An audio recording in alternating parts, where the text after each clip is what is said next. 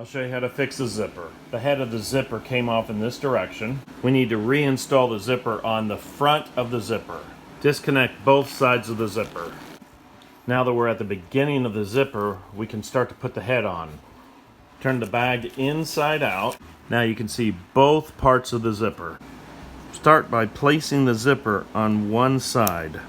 You can see that I've got one tooth sticking out the back of the zipper. Feed in the second part of the zipper into the other side. Work everything back and forth until you can start to see everything mesh behind the zipper.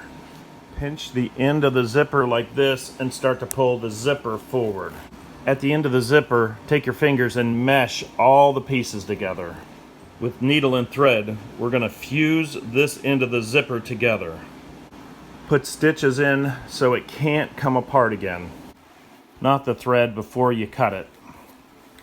With several knots, cut the thread. Turn the bag right side out. The zipper is working, but if we run it all the way to this end, it'll just come off, so we need to stitch this side. Run the zipper a little closer to the edge, but don't run it all the way off the edge.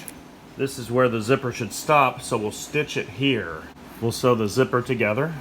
Stitch it all the way around the zipper so it can't open again. When we pull the thread, you'll see the zipper close. As you make more stitches, it'll get tighter and tighter. Add knots before you cut the thread. Cut the thread. I'll trim the back end of the zipper up a little bit. Now the zipper is completely restored. It works perfect.